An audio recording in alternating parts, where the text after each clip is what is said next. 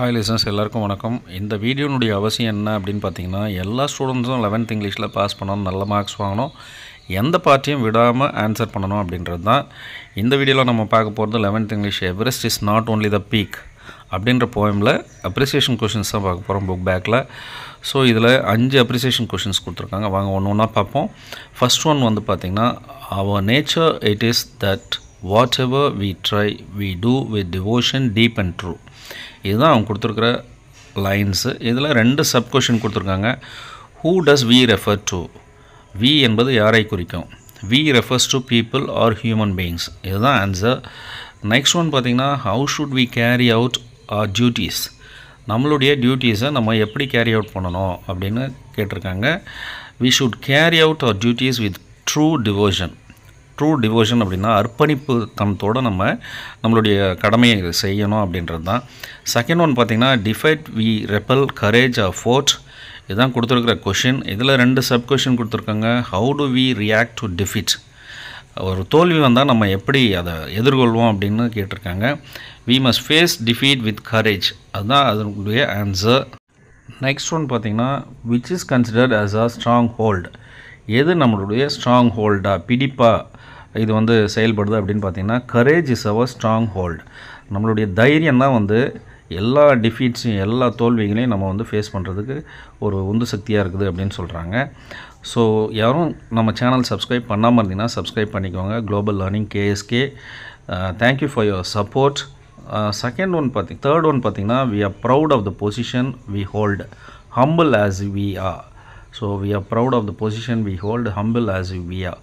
இதில் 2 sub question. What is the speaker proud of? The speaker is proud of the position. அவர் இருக்கிற நிலையை பார்த்து அவருக்கே பெருமையாக இருக்குது அப்படின்னு சொல்கிறாரு. Next question, how is the speaker both humble and proud?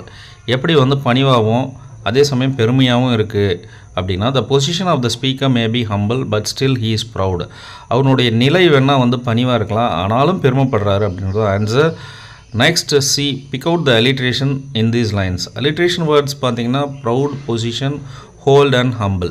So எத்தனை அலிட்ரேஷன் வேர்ட்ஸ் இருக்கோ அத்தனையும் நீங்கள் பிக் அவுட் பண்ணி எழுதுங்க, அதுதான் ஆப்டாக இருக்கும். So next question, he who does not stoop is a king we adore, we bow before competence and merit. இதுதான் 4th கொஷின். இதில் 2 sub question. Who is adored as a king? What is the figure of speech used in the first line? So who is adored as a king? யாரை இங்கே கிங்குன்னு சொல்கிறாங்க, மன்னன்னு சொல்கிறாங்க அப்படின்னு பார்த்தீங்கன்னா, a person who does not stoop is adored as a king. எந்த ஒரு மனிதன் யார் முன்னாடியும் குனிஞ்சு ரொம்ப பணிவாக ஏதோ ஒரு காரியத்துக்காக நிற்கிறானோ அவனை நம்ம கிங்குன்னு சொல்கிறதில்ல. யார் பணிவாக இல்லாமல் தன்னுடைய வேலை யார் செய்கிறாங்களோ அவங்க தான் கிங் அப்படின்றது தான். A person who does not stoop is adored as a king. So next question, what is the figure of speech use in the first line? இதில் என்ன ஃபிகர் ஆஃப் ஸ்பீச் அப்படின்னு பார்த்தீங்கன்னா, பொய்டிக்கல் டிவைஸ் மெட்டஃபர். ஏன்னா இங்கே king சாதாரண மனிதனையும் compare பண்ணுறாங்க. So அதனால் மெட்டஃபர். தமிழில் பார்த்தீங்கன்னா இது உருவகம்னு சொல்லலாம். இதுதான் figure of speech. So next question, fifth question பார்த்தீங்கன்னா, honour is a property common to all, in dignity and pride no one need to be poor. இதுதான் கொடுத்துருக்கிற கொஷின். இதில் 2 sub question. Who are considered rich? What is the asset? எந்த மனிதனை பணக்காரன்னு சொல்லலாம் அப்படின்னு பார்த்தீங்கன்னா, person who have honour, dignity and pride are considered rich. அதாவது யாராருக்கெல்லாம் மரியாதை, சுயமரியாதை, இந்த பெருமை இதெல்லாம் இருக்குதோ அவங்கள நம்ம ரிச் பர்சன்ஸ்னு சொல்லலாம். யார்கிட்ட பணம் இருக்குதோ அவங்க ரிச் பர்சன்ஸ் கிடையாது. சுயமரியாதை உள்ள மனிதனே ஒரு ரிச் பர்சன்னு சொல்லலாம். What is the asset? அவங்களுடைய அசெட் என்ன அப்படின்னா அந்த மரியாதை, சுயமரியாதை. Honour is the asset. Honour is the asset அப்படின்றது தான் ஆன்சர். ஸோ இவ்வளோ தான். இந்த 5 கொஷின்ஸையும் திரும்ப நீங்கள் கேளுங்க, உங்கள் ஃப்ரெண்ட்ஸுக்கு ஷேர் பண்ணுங்கள்.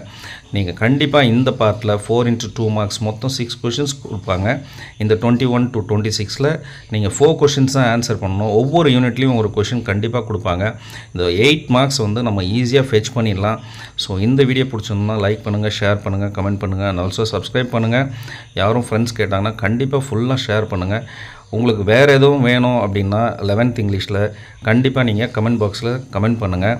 ஸோ நெக்ஸ்ட் வீடியோவில் பார்ப்போம். Until then good bye, thank you, take care.